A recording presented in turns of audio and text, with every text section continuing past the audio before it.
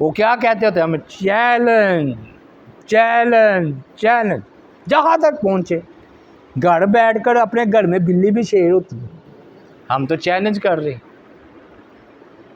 Challenge کیا ہے کہ یہ سب سے بڑھ کر خود میلاد کا انکار کرنے والے ہیں، کتنا منا رہے ہیں جوش و خروش سے، ہم نے دلیلیں دی، تو سب سے بڑھ کر یہ خود منکر ہیں، منکر ہیں، انکار کرنے والے ہیں میلاد النبی کا۔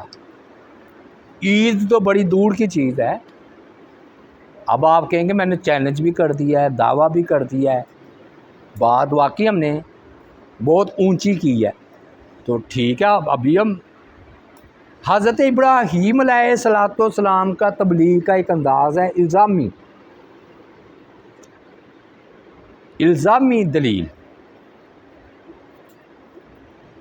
یعنی کہ تو بھی رب ہے تو سورج مغرب سے نکال، تو انبیاء نے الزامی دلیلیں قائم کی ہیں۔ تو اب آ جائیں ادھر، پورا سال ہم سے بحث کرتے ہیں کہ نبی علیہ الصلوۃ والسلام سب سے پہلے آپ کو اللہ نے پیدا کیا، آپ کے نور کو، ہے کہ نہیں ہے نا؟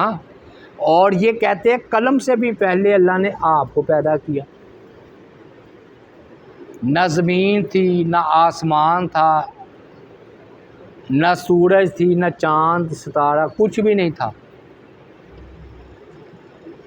پھر انہوں نے ایک روایت بھی بنائی ہوئی ہے، ہم اسے ضعیف کہتے ہیں اور یہ اس کو مانتے ہیں، تو پہلے آپ نے ہم کہتے مانو مانو مانو اور پکا کریں انہیں، کہتے ہیں جی جبریل علیہ السلام آئے نبی علیہ السلام کی بارگاہ میں آئے، اکرم صاحب نے سنی ہوگی یہ بات، تو وہ کیونکہ ان میں اٹھے بیٹھے ہیں نا، تو وہ نا جبریل علیہ السلام نے کہا کہ فاطمہ کو کہیں کہ آپ کا تایا آپ کو سلام کہتا ہے، تو نبی علیہ السلام نے کہا تم تایا کیسے ہوگے؟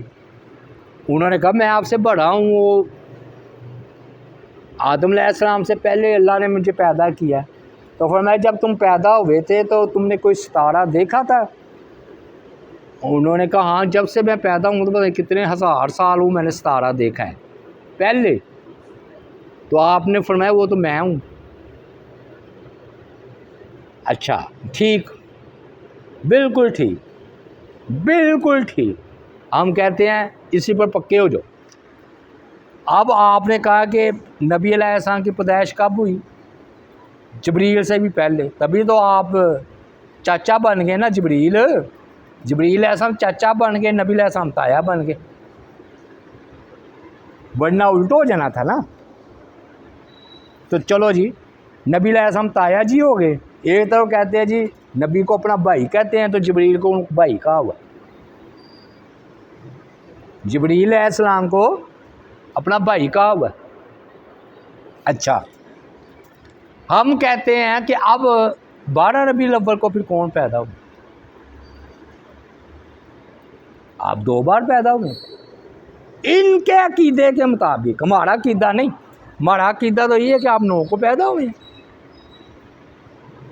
عالم ارواح میں تھے وہ ایک الگ موضوع ہے، وہ سب تھے، نبی تھے، ہماری روحیں بھی تھیں، نبیوں کی روحیں بھی تھیں، ہم بات کر رہے ہیں کہ یہ کہتے ہیں کہ آپ سے اللہ نے ساری کائنات بنائی، تو ہم بڑے ادب سے فریق مخالف سے سوال کرتے ہیں کہ آپ 2 مرتبہ پیدا ہوئے۔ ہاں ہم نے انہیں مشورہ دیا اور ہمارے خلاف جلوس بھی نکلا، ایک جگہ میں نے بیان کیا نا یہ،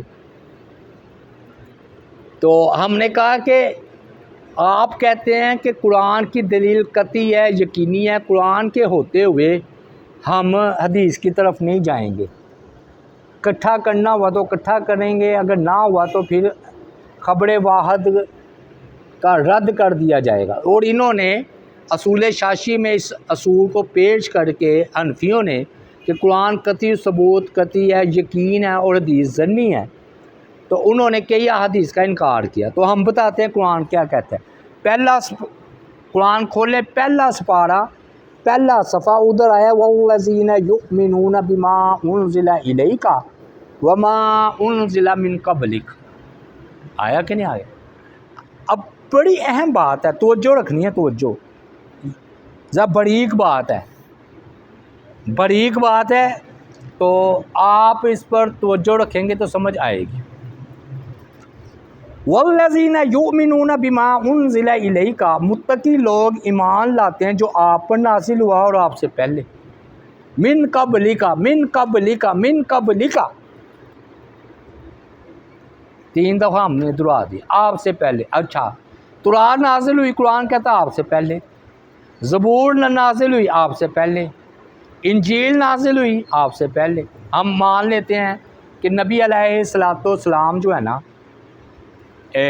پہلے پیدا ہو چکے، تو کتابیں تو آپ کے بعد نازل ہوئی نا، پھر قرآن کہتا ہے پہلے نازل ہوئی۔ سمجھ آئی بات کہ نہیں آئی؟ سورہ بقرہ کی آیت نمبر 3 یا 4 پہلا کھولتے ہی من قبلک والذین، آپ کو سمجھ آئی بات؟ دیکھیے، آپ پیدا ہوئے، پاکستان آپ سے پہلے بنا کہ بعد میں؟ آپ سے پہلے بنا ہے۔ اگر آپ پیدا ہو چکے ہیں تو اب کوئی ملک آزاد ہوتا ہے یا بنتا ہے تو آپ کے بعد بنا نا پیدائش سے۔ یہ جی آیت نمبر ہے 4، والذین یؤمنون بما انزل الیک وما انزل من قبلک، آیت نمبر 4 سورہ بقرہ۔